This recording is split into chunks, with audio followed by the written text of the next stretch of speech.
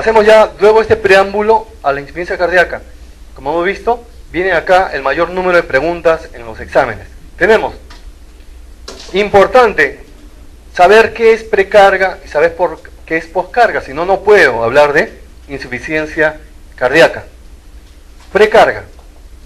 A veces, cuando estamos conversando y preguntamos sobre qué es precarga, lo que se suele dar es decir que precarga es el retorno de la sangre venosa, que precarga es la distensibilidad del miocardio. Y no, estos son dos mecanismos de la precarga. Entonces, cuando decimos que es retorno venoso o que es la distensibilidad, que es una propiedad intrínseca al miocardio, no estamos en realidad diciendo qué es precarga, estamos diciendo cuáles son los mecanismos de la precarga. Precarga es simplemente la distensión de la cámara cardíaca. Hay precarga ventrículo, hay precarga también de la aurícula.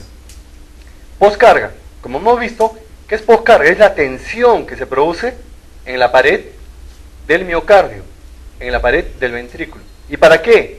¿Para qué se produce esto? Para asegurar un volumen sistólico de eyección adecuado, para que salga un volumen sistólico de eyección normal. Esa es la poscarga normal. ¿Cuáles son los mecanismos de esta poscarga? La resistencia periférica que se da a nivel de las arteriolas se opone a la salida de sangre del ventrículo izquierdo. La oposición a la salida de la sangre que ofrece la aorta, eso se llama impedancia. Luego, el diámetro del ventrículo izquierdo, por la ley de Starling, y la contractibilidad miocárdica es una característica intrínseca. Bueno, ya sabemos qué es precarga, ya sabemos qué es poscarga. Continuemos. Disfunción sistólica es el mecanismo más frecuente que va a llevar a insuficiencia cardíaca. ¿Qué es disfunción sistólica? Es la incapacidad del ventrículo para expulsar un volumen sistólico de eyección adecuado.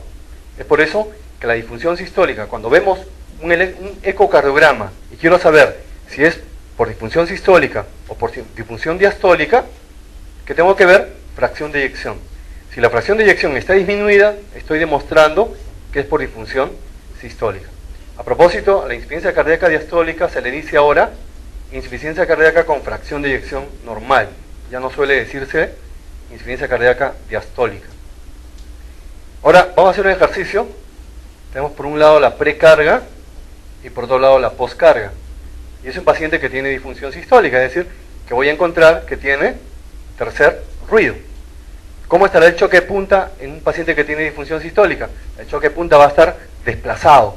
¿Por qué? Porque va a haber dilatación de las cámaras cardíacas, dilatación del ventrículo izquierdo. Entonces, ¿cómo reconozco clínicamente que esta insuficiencia cardíaca es por disfunción sistólica? ¿Por qué? Porque el choque de punta está desplazado, porque hay cardiomegalia, porque hay presencia del tercer ruido. ¿Cómo estará la precarga en disfunción sistólica? ¿Aumentada o disminuida? Va a estar incrementada. Por eso lleva la dilatación de la cámara cardíaca.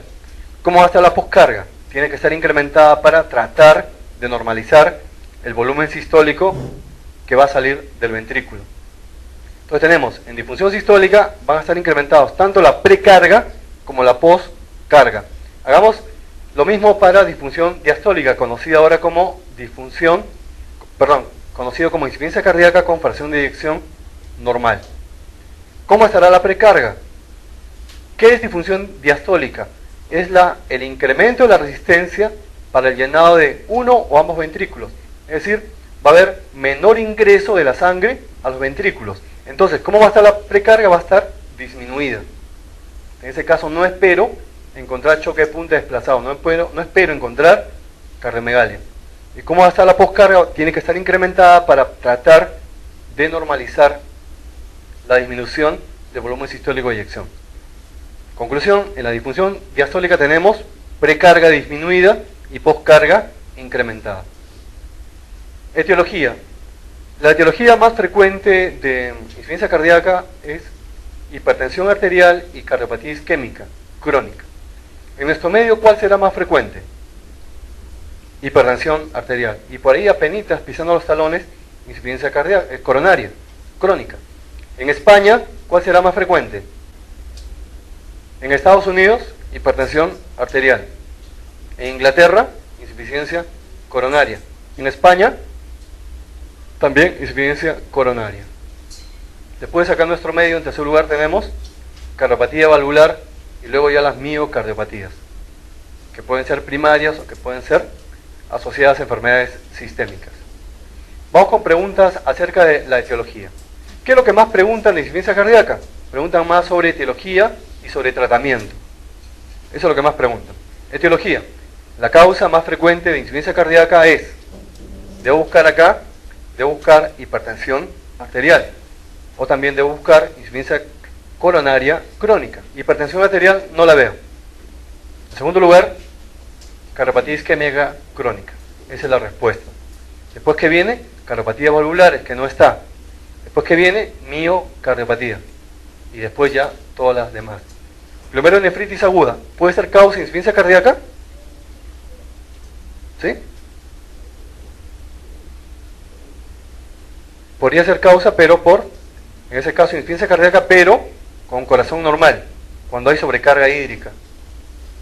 Con corazón normal. Endocarditis bacteriana sí, causa de insuficiencia cardíaca. ¿Y cuándo planteamos que la causa de insuficiencia cardíaca es endocarditis bacteriana? Cuando encontramos fiebre y soplo nuevo. La causa más frecuente de insuficiencia cardíaca derecha es una pregunta simpática del año 2004, bastante simpática esta pregunta. Dicen, ¿cuál es la causa más frecuente de insuficiencia cardíaca derecha? Es. ¿Y cuál es la causa más frecuente de insuficiencia cardíaca derecha? Es izquierda. Claro, porque las causas de insuficiencia cardíaca izquierda son más frecuentes que las causas de insuficiencia cardíaca derecha. Entonces uno debe esperar. Si tengo un paciente que tiene insuficiencia cardíaca derecha, tengo que primero pensar que tiene insuficiencia cardíaca ya izquierda. Entonces, partiendo de ese razonamiento, voy a buscar acá la causa más frecuente en realidad, que nos están preguntando, la causa más frecuente de insuficiencia cardíaca izquierda. ¿Cuál sería? Hipertensión arterial. Es una pregunta simpática.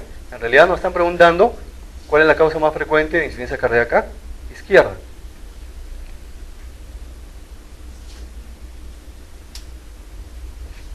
Respecto a causas menos frecuentes de insuficiencia cardíaca, artritis reumatoide. Este preámbulo es porque hay una pregunta al respecto. Artritis reumatoide.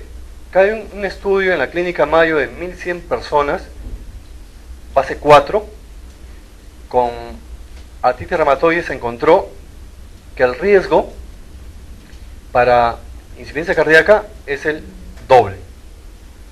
Acá en ese estudio de 13.171 pacientes con AR y con artrosis, se encontró que la insuficiencia cardíaca en el 3.9% y de los pacientes que tenían AR y 2.7% de los pacientes que tenían artrosis.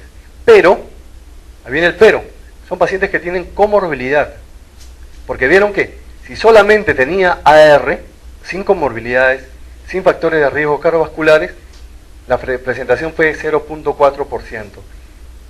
AR, ¿es causa de insuficiencia cardíaca? Sí, pero en realidad, si valoramos solamente la variable AR, sería infrecuente. Pero, como AR va acompañada de factores de riesgo cardiovascular, la prevalencia es un poquito mayor en esta serie, 3.9%. Y vamos a la pregunta. La patología que no produce insuficiencia cardíaca congestiva. ¿Qué es insuficiencia cardíaca congestiva? A propósito, actualmente se está recomendando no utilizar ya ese nombre, insuficiencia cardíaca congestiva. Bueno, en realidad de hace varios años ya lo congestivo debe salir. ¿Por qué? Porque no todas las insuficiencias cardíacas son congestivas. Entonces el término más amplio es simplemente insuficiencia cardíaca a secas. Pero acá considerando que fuera una insuficiencia cardíaca congestiva, tanto izquierda como derecha. Izquierda, derecha. Vamos a ver, ¿cuál no es causa de insuficiencia cardíaca congestiva? Beriberi es causante de deficiencia de vitamina B1. Es causante de cardiopatía dilatada y lleva insuficiencia cardíaca congestiva. Tirotoxicosis, también de cardiopatía tirotóxica y puede llevar a cardiopatía dilatada y a insuficiencia cardíaca congestiva. Artritis reumatoide, también está en el grupo de las miocardiopatías asociadas a enfermedades sistémicas y puede llevar a insuficiencia cardíaca congestiva. Anemia crónica. Pero en realidad, ¿qué les parece? ¿Anemia crónica es causa de insuficiencia cardíaca? Por ejemplo, voy a poner un ejemplo. Tengo un paciente que tiene insuficiencia cardíaca y que tiene anemia. Y tiene anemia de 8. ¿Esa hemoglobina de 8 ha llevado a insuficiencia cardíaca? No. Falso. ¿Qué hemoglobina deberían encontrar para decir, ah, sí, la anemia llevó a insuficiencia cardíaca con gasto alto? Tiene que ser menor de 5, recién por si acaso, para que la anemia como variable única, anemia variable, lleve a insuficiencia cardíaca con gasto alto, la hemoglobina tiene que ser menor de 5. Si ven pacientes con anemia que tienen insuficiencia cardíaca con una hemoglobina mayor de 5, tienen que buscar otra etiología. Y en este caso las vasculopatías pulmonares van a producir insuficiencia cardíaca del lado derecho, no congestiva. Sería la respuesta. ¿Se acuerdan los criterios de Framingham? Viene el paciente, me refiere que tiene disnea paroxística nocturna o que duerme con varias almohadas, criterio mayor. ¿Qué le encuentro? Le veo el cuello y tiene incurgitación yugular. Tiene reflujo hepatoyugular, también son criterios mayores. Le examino el precordio y tiene choque de punta desplazado y tiene tercer ruido, son criterios mayores. Le oculto los pulmones y encuentro crepitantes en tercio inferior de ambos emitoras, criterio mayor. Esta pérdida de peso también se consideraba antes como criterio mayor, ahora ya ha sido dejada de lado. Criterios menores, disnea de ejercicio, tos nocturna, edema, hepatomegalia, derrame pleural, síntomas de congestión derecha, signo de congestión derecha, edema, hepatomegalia, derrame pleural, taquicardia y la pérdida de peso. Se requieren 2 criterios mayores, o un mayor y 2 menores para hacer el diagnóstico de insuficiencia cardíaca. Vamos con esta pregunta. En un paciente con insuficiencia cardíaca, el galope, la presencia del tercer ruido, está relacionado con, ¿qué hemos dicho del galope? Tercer ruido, que me indica ¿qué? Me indica insuficiencia cardíaca izquierda, que me indica disfunción sistólica. ¿Y qué origina el tercer ruido? Dijimos, el incremento de la primera fase de llenado rápido, la fase que se da por gradiente de presiones. ¿Cuál es? Busco la respuesta. Es la última. En cambio, el incremento de la contracción auricular, la A, va a originar el cuarto ruido. Es característico del edema cardíaco. A ver qué les parece esta pregunta respecto al edema de la insuficiencia cardíaca. Es duro y frío, simétrico y ascendente. Sí, eso todos nos recordamos. El edema cardíaco tiene las características de todo edema generalizado. Blando y que es simétrico y ascendente. En el transcurso del día se va incrementando. Cuando está en reposo, disminuye como cualquier edema generalizado. Y disminuye con la dieta baja en sal y diuréticos. La B, la C y la D son verdaderas. ¿Qué le parece? Duro y frío. ¿Están acordes con un edema cardíaco? No, el duro y frío ya es cuando... Acá habría que poner el apellido. Edema cardíaco, pero...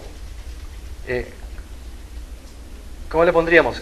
O el edema en una insuficiencia cardíaca ya avanzada. Cuando la insuficiencia cardíaca ya es avanzada, el edema ya es duro, por la persistencia del líquido, del plasma en el intersticio, va a generar la proliferación de fibroblastos, se va haciendo duro ese edema. Acá la respuesta es todo. Esa es la clasificación de la NIJA, ¿se acuerdan? Grandes esfuerzos, 1, a moderados esfuerzos, clase 2, a leves esfuerzos como peinarse, como lavarse, como comer, 3, y en reposo 4. Pero también tenemos, y esta de acá, a veces converso con los internos y no se acuerdan de esta clasificación, solamente se acuerdan de la NIJA, pero ahora esta clasificación, que es para la prevención de la progresión de la insuficiencia cardíaca, es necesario recordarla porque el tratamiento es en base a esta clasificación y también en base a la NIJA, porque hay un correlato. Estadio A no tiene insuficiencia cardíaca, pero tiene factores de riesgo.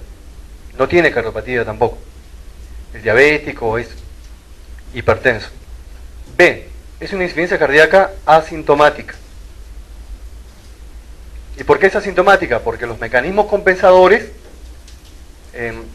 impiden que esta insuficiencia cardíaca se manifieste clínicamente. Pregunta de examen. Para que la insuficiencia cardíaca permanezca asintomática, ¿qué es lo que no debe aumentar? Y le pueden dar varias alternativas. Y lo que no debe aumentar es la presión diastólica final. La presión diastólica final, cuando se incrementa, es la responsable de la aparición de los síntomas en los pacientes cardíacos. Presión diastólica final. Es más, luego vamos a ver que hay medicamentos que van a disminuir la presión diastólica final. C, tiene cardiopatía y tiene insuficiencia cardíaca sintomática. Y D, es terminal. Hagamos un correlato con NIJA. A estadio A no le corresponde ninguna clase funcional de NIJA. A estadio B sí, NIJA 1, es decir, la NIJA asintomática. Estadio C es NIJA 2, NIJA 3 y NIJA 4. Y estadio D es NIJA 4 que ya no responde a tratamiento. Un NIJA 4 refractario a tratamiento. Entonces el correlato con NIJA. Un poquito más sobre la fisiopatología. Esto es lo que le decía. Para que aparezcan los síntomas, tiene que haber un incremento de la presión diastólica final del ventrículo izquierdo. Para que aparezca la disnea paroxística nocturna, para que aparezca la ortopnia, ¿qué tiene que haber? Incremento de la presión capilar pulmonar en cuña. Eso explica congestión ya alveolar, congestión en intersticio pulmonar, y el paciente va a manifestar disnea. Hay mecanismos compensadores.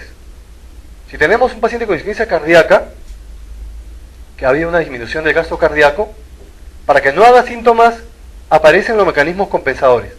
Uno de tipo hemodinámico es la dilatación del ventrículo, aprovechando la ley de Starling. Mayor dilatación, mayor fuerza de contracción. Los otros mecanismos son neurohormonales. ¿Cuáles? El péptido natriurético auricular, el péptido natriurético cerebral, que van a inhibir la actividad simpática. Bueno, nuevamente, ¿cuáles son los mecanismos compensadores para evitar que aparezcan los síntomas? Uno, de tipo hemodinámico, que se dilata el ventrículo. Y el otro es el incremento de la actividad del simpático. Me estoy equivocando, me corrijo. Dos mecanismos compensadores, dilatación ventricular e hiperactividad del simpático. Cuando estos mecanismos se agotan, o cuando estos mecanismos se sobrepasan, ya aparecen los síntomas. Entonces, ¿qué hace el organismo humano para que estos mecanismos no se agoten o no se sobrepasen? Aparecen mecanismos reguladores. ¿Cuál es el mecanismo regulador? Para que no haya una dilatación exagerada de la dilatación. Es la hipertrofia. Aplicando la ley de ¿qué? De Laplace. La hipertrofia, entonces, un mecanismo regulador para que no haya una sobredilatación del ventrículo izquierdo. ¿Cuál es el mecanismo regulador? Para que no haya una gran actividad simpática que sobreestimule el corazón. Ahí interviene el péptido natriurético auricular cerebral, que inhiben a nivel periférico la actividad adrenérgica, y también los vasoreceptores a nivel central. Mientras que hay un equilibrio entre esos mecanismos reguladores y estos mecanismos compensadores, la insuficiencia cardíaca será asintomática. Cuando se pierde ese equilibrio, ya aparecen los síntomas. ¿Por qué? Por incremento de la presión diastólica final. Vamos a ver así rapidito nada más a nivel de miocardio, para poder entender ya a ese nivel qué sucede en insuficiencia cardíaca. Vamos a reconocer acá en miocardio un sistema receptor y un sistema efector. En el sistema receptor, ¿qué receptores tenemos? Beta 1, beta 2, ¿y habrá beta 3 también? También hay beta 3. ¿Para qué sirve? Beta 1 es el que recibe el estímulo de las catecolaminas endógenas o exógenas. Tiene un efecto cronotrópico positivo, un efecto inotrópico positivo. Beta 2 es inotrópico negativo. Beta 3 es inotrópico negativo. Hay una relación normal entre beta 1 y beta 2. Acá, beta 1 es como 6 y beta 2 es como 1. De 6 a 1. Es la relación normal. También tenemos la proteína G. ¿Se acuerdan de la proteína G? La proteína G es como un amplificador. Este estímulo que recibe beta 1, la proteína G lo amplifica. Después, la adenisiclasa se va a encargar, al ser activada, ¿y qué activa la adenisiclasa? La subunidad, la proteína G, S. La GS va a activar la adenisiclasa y la GI va a inhibir esta adenisiclasa. Cuando está activa esta adenisiclasa, convierte el ATP en AMP cíclico, segundo mensajero. Este AMP cíclico activa la proteína quinasa y esta proteína quinasa va a fosforilar el retículo sarcoplásmico y se produce la contracción de la actina y miosina y la contracción de la fibra miocárdica. Esa es toda la secuencia. Hay un sistema receptor y un sistema efector. Acá la pregunta es, en insuficiencia cardíaca, ¿cuál está alterado? ¿El sistema receptor o el sistema efector? Y se ha demostrado que está alterado solamente el sistema receptor. ¿Cómo lo han demostrado? Porque hay una sustancia que, han visto en el laboratorio, estas fibras miocárdicas han estimulado directamente a la fibra miocárdica. ¿Cómo? Una sustancia que estimula la conversión de AMP cíclico. Y finalmente la actina y miosina y estas células miocárdicas se contraen normalmente. Estas células de un corazón deficiente se contraen normalmente. Entonces, la disfunción es a nivel de receptores. Tenemos el fenómeno de infrarregulación. ¿Han escuchado? O el de down regulation. ¿Qué consiste eso? Va a haber un sobreestímulo de estos receptores beta 1 a través de las catecolaminas endógenas. Es como si estuviera, pues, es como el enamorado, un muchacho está enamorado de una chica y la acosa, la busca, la persigue. Entonces, ¿qué hace la chica? Se esconde. Igual, beta 1 se esconde y disminuye su densidad y disminuye su sensibilidad. Entonces, ¿qué va a ocurrir? Insuficiencia cardíaca. Va a haber una disfunción de los beta 1, una infrarregulación, una disminución de la sensibilidad, una disminución del número de la densidad de los beta 1. Hay medicamentos que van a producir un efecto contrario a esta infrarregulación. Entonces ya tenemos acá, a nivel de la fibra miocárdica, ¿qué va a ocurrir? Va a ocurrir una infrarregulación. Y la relación entre receptores beta 1 y beta 2, que debe ser 6 a 1, disminuye ya a 4-1, a 3-1. Y eso va en contra del corazón, porque los beta 2 tienen un efecto inotrópico negativo. Predictores de mortalidad, eso también es necesario tener en cuenta. Mal pronóstico. El PET natriurético cerebral. Si encontramos un valor mayor de 500 picogramos por mililitro, mal pronóstico. Ya saben que el PET natriurético cerebral no solamente sirve para pronóstico, sino también sirve para diagnóstico. Cuando hay dudas, se puede ser una buena pregunta de examen. El sodio. ¿Tiene importancia? Claro. Esta hiponatremia también es un criterio de mal pronóstico, porque implica una activación del sistema renina-angiotensina. QRS ancho, más de 0.14 segundos, mal pronóstico. Y el consumo de oxígeno menos de 12 a 14 mililitros por kilo por minuto. Son los predictores de mortalidad. En la insuficiencia cardíaca aguda, esta es la clasificación de Forrester. Podrían tener un caso clínico de infarto de miocardio y les dan una de esta clasificación de Forrester. Vean, así, a grandes rasgos, son 4 grados. El grado 1 es sin, y grado 4 es con. Grado 1 es sin, y 4 es con. ¿Qué se evalúa? 2 parámetros. Evalúo hipoperfusión. Para eso, esta clasificación de Forrester es hemodinámica. Se necesita colocar el catéter Swan-Ganz y medir índice cardíaco. Si está disminuido el índice cardíaco, indica hipoperfusión. Hay que medir la presión capilar pulmonar en cuña. Si está incrementada, indica congestión. Entonces, 1 es sin congestión, sin hipoperfusión.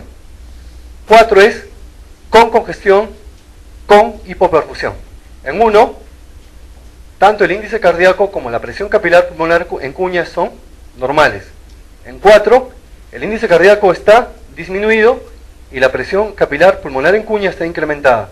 Entonces, con hipoperfusión, con congestión. 2, solo congestión.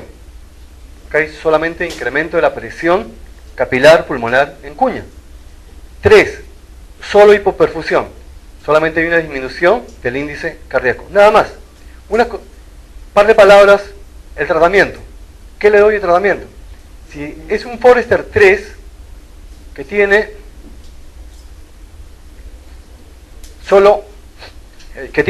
solo hipoperfusión, ¿qué le vamos a administrar si hay hipoperfusión?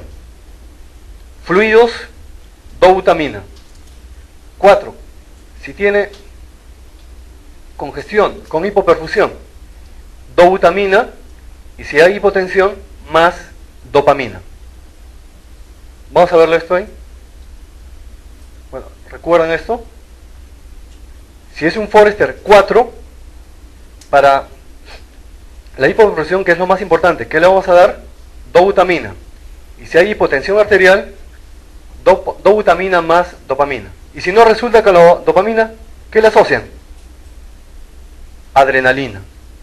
¿Ya saben? Dobutamina si no hay hipotensión. Pero si hay hipotensión, asóciale dopamina. No responde, adrenalina. Y para la congestión, ¿qué le damos? Furosemida.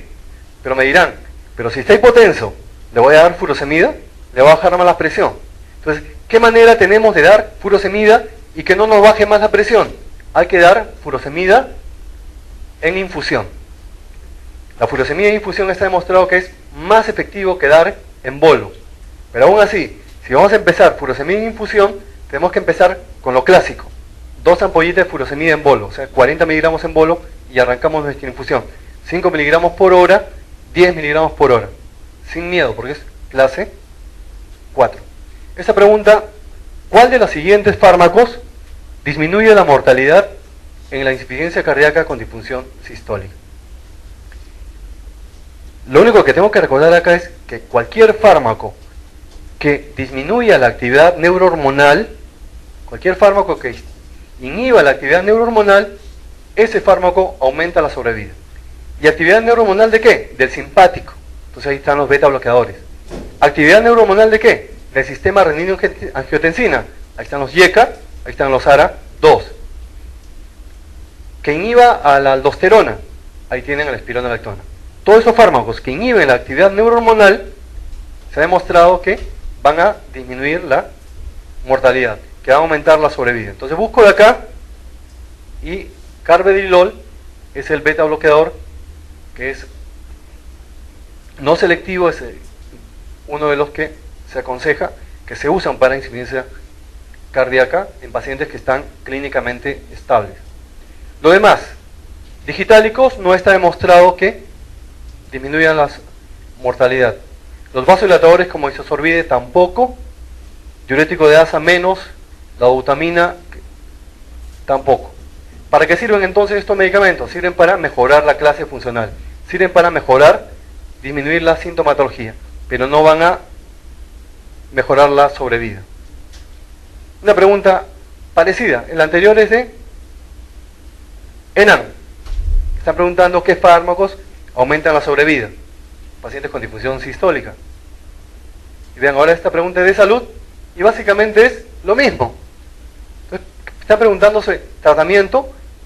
El tratamiento, como vamos a ver ahorita, tiene 2 objetivos. Uno, disminuir la presión diastólica final para disminuir la sintomatología. Y 2, inhibir la actividad neurohormonal. Y al inhibir la actividad neurohormonal, se va a disminuir la mortalidad. Entonces buscamos acá medicamentos que tengan acción de inhibir estos mecanismos neurohormonales. Vamos a empezar por la E. Enalapril sí, carvedilol sí, pero digitálicos no. Falso. La D. Enalapril sí, carvedilol sí, pero diurético de asa no, digitálicos tampoco. La C. Enalapril sí, carvedilol sí, pero furosemida no. Entonces tengo 2. Uno, la A es enalapril y la B, enalapril y carvedilol. ¿Cuál es la respuesta? La respuesta es la que está incluyendo dos medicamentos que tienen acción inhibitoria de mecanismos neurohormonales. La respuesta es enalapril y carvedilol. ¿Cuál de los siguientes? Pues otra pregunta, y esta del año pasado. ¿Y qué están preguntando? Lo mismo. Entonces le digo, ¿qué más preguntan en insuficiencia cardíaca?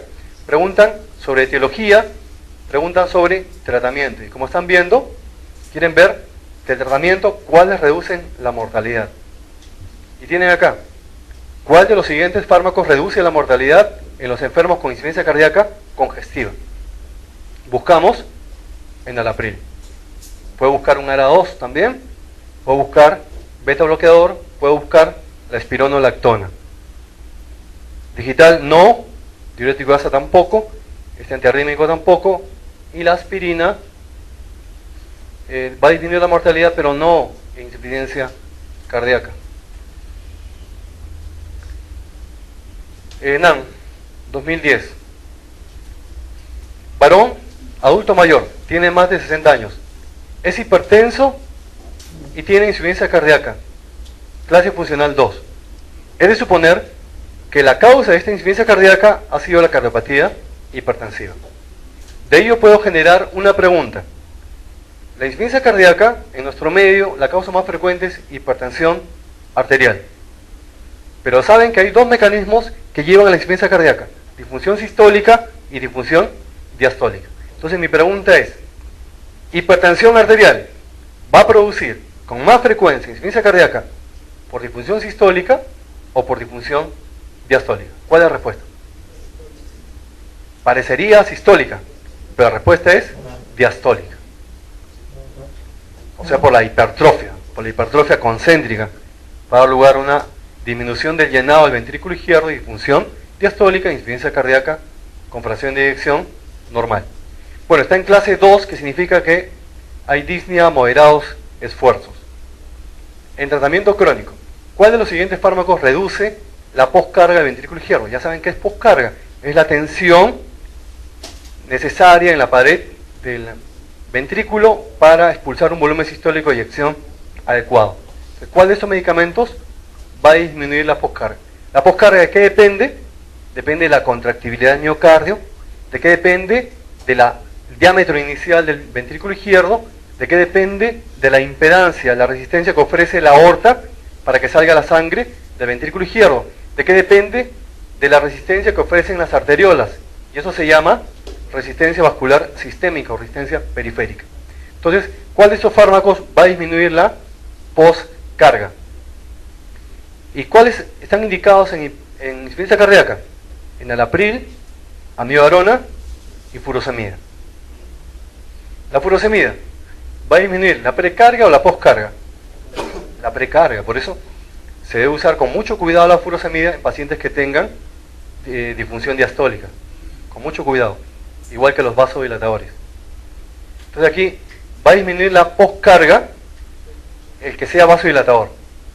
¿Por qué? Y que sea vasodilatador arterial, para que se disminuya la poscarga. ¿Cuál es? Enalapril.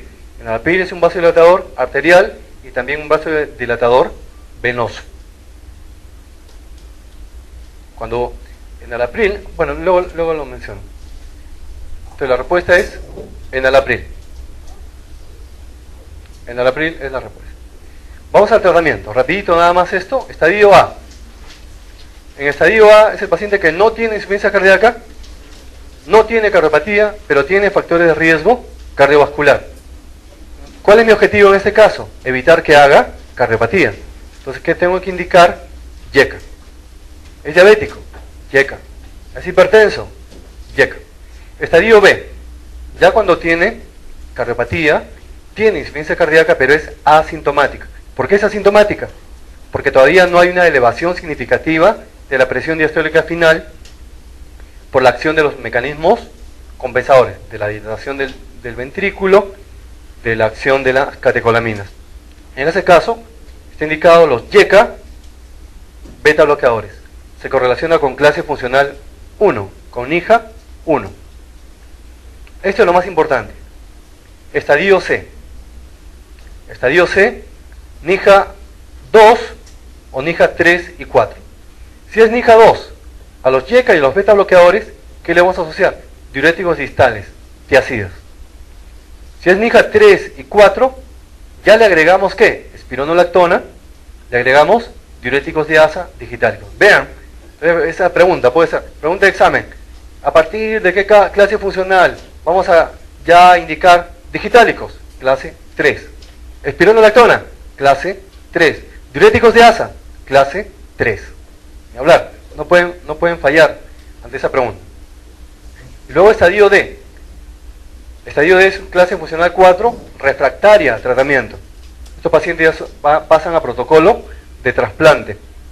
Y se le va a dar para que tengan tiempo de esperar a que consigan un donante, dobutamina. Dobutamina va a producir un fenómeno de suprarregulación. Hemos visto que en insuficiencia cardíaca se da la infrarregulación. ¿Qué consiste la infrarregulación? En la pérdida, en la disminución de la sensibilidad y en la densidad de los receptores beta 1. Dobutamina va a producir un fenómeno inverso. ¿Cuál es la mejor forma de administrar dobutamina? Es en infusión continua. Esto ha ido cambiando. Primero se decía infusión continua, luego pasó a infusión 1 hora diaria, y ahora actualmente estamos nuevamente en lo mismo, infusión continua, durante todo el día, dobutamina. Ya hay que tener en cuenta ya la dosis y el tope. Luego, bien, esto es lo que quedó pendiente en antes de la insuficiencia cardíaca aguda. ¿Qué hacemos en Forrester 4? Es decir, cuando hay hipoperfusión, porque disminuyó el índice cardíaco, o cuando hay congestión, porque aumentó la presión capilar pulmonar en cuñas, la presión a nivel del lecho lecho venoso, veno arterial.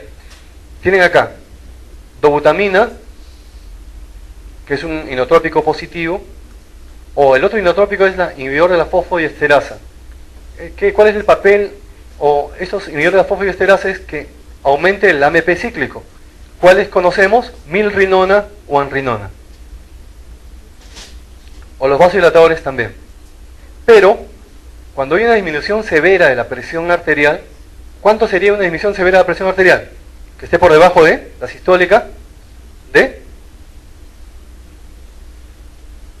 90 ya es hipotensión, pero severa que esté debajo de 80. Si está por debajo de 80, ni hablar, dopamina, de 5 a 20 microgramos kilo minuto. Miren que acá está en dosis presora, ¿hasta cuánto es? Beta. Dosis presora beta es a 10 microgramos kilo minuto.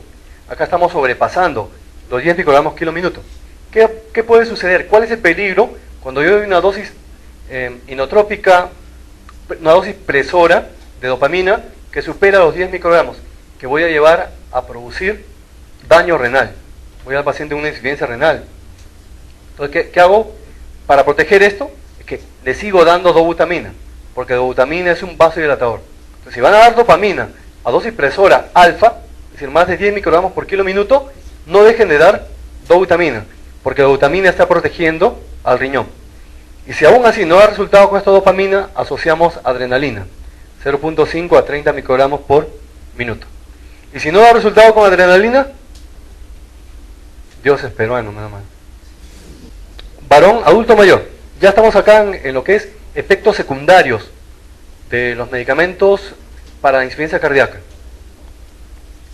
Varón de 70 años con diagnóstico, es un adulto mayor que sufre de insuficiencia cardíaca y que toma una serie de medicamentos. Está tomando digitálicos, diuréticos, seguramente de ASA y YECA. Si está tomando digitálicos, puede ser por dos razones. O porque tiene NIJA clase 3, estadio C, o porque tiene fibrilación auricular, cualquier NIJA. Así sea NIJA 1, ya está recibiendo digitálicos. Pero no me dicen si tiene una arritmia. Entonces suponer que está en clase 3, digitálicos. Los diuréticos solamente deben ser de ASA y está recibiendo YECA. Acá les digo un dato.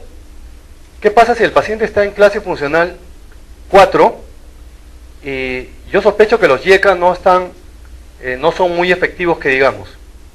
Ni los YECA ni los ARA2. Tengo que cambiar el YECA por... el YECA es un vasodilatador arterial y venoso. Yo tengo que utilizar dos medicamentos, uno que sea un vasodilatador arterial y otro que sea venoso. ¿El venoso cuál sería? Dinitrato isosorbide. ¿Y el arterial cuál sería? Hidralazina. Por si acaso, si no va bien con YECA, ¿cuál es la alternativa? Combinar dinitrato isosorbide más hidralazina. O cuando ustedes sospechan de resistencia en YECA. ¿Y puede haber resistencia en YECA, por ejemplo, en pacientes de raza negra? Sí. Porque los pacientes de raza negra, ¿qué son? Son YECA, son renina baja, igual que el adulto mayor. Entonces, este paciente que está tomando esta medicación presenta anorexia, vómitos y xantopsias. Yo tengo que verlo primero, en este caso, preguntarme si estoy pasando visita y me dicen, el paciente que estamos manejando tiene insuficiencia cardíaca, está con náuseas, con vómitos, no quiere comer y tiene visión amarilla, ¿qué tengo que pensar? Salud. Tengo que pensar en primer lugar que uno de estos fármacos está produciendo un evento adverso. ¿Cuál sería? Los digitálicos. Claro, porque ¿cuál es el evento adverso de los YECA? Bueno, los YECA, si le tomo la presión o de repente cuando el paciente está sentado y se para, le da vértigo, hipotensión ortostática. Le tomo electrolitos séricos, puede tener hipercalemia, ese de los YECA. Le tomo un hemograma, puede ser neutropenia. O el angioedema neurótico también. Son eventos que es bastante raro los YECA. Pero si yo estoy manejando un paciente con YECA, por lo menos tengo que pedirle una vez al año potasio sérico. Tengo que pedirle un hemograma. Y cuando lo vea en la consulta, tengo que tomar la presión en dos posiciones para buscar hipotensión ortostática. Luego los diuréticos. Depende de la dosis. Los diuréticos tienen efectos metabólicos como hiperglicemia, como hiponatremia, hipocalemia, y puede incrementar el LDL. Y también puede llevar a azoemia perrenal por la disminución de volumen plasmático efectivo, sobre todo los diuréticos de ASA. En cambio los digitálicos, vamos a ver ahorita, luego regresamos para evaluar los distractores. Vean, esta es la concentración sérica cuando sospechar intoxicación digitálica. Si tengo la oportunidad de hacer un dosaje de digitálicos, un nivel mayor de 2 nanogramos por mililitro está indicando intoxicación. Acá he señalado cuál es el síntoma más precoz. Es la pregunta típica de examen. Es náuseas y vómitos. E hiporexia o anorexia. Esos son los síntomas más precoces de intoxicación digitálica. El paciente que no quiere comer y que tiene náuseas y vómitos. Y crónicamente ya viene la xantopsia, visión amarilla y psicosis. Cuando yo estaba manejando a una paciente en el SERUNS y que le dimos digitálicos, una chica empezó a presentar alucinaciones. Y eso es lo que mencionan acá, y era una intoxicación aguda. Y la chica empezó a presentar alucinaciones y delirio. Menos mal que eso pasó, luego que se metabolizó el medicamento. En el electrocardiograma, ¿qué vamos a encontrar que me indique intoxicación digital? Bigeminismo, un latido anormal precoz y pausa compensadora. Latido anormal, en este caso un QRS ancho y pausa compensadora. Bigeminismo puede también bloqueo auriculoventricular, que puede ser primer grado, segundo grado, tercer grado. ¿Qué bloqueo es este? ¿Primero, segundo o tercer grado?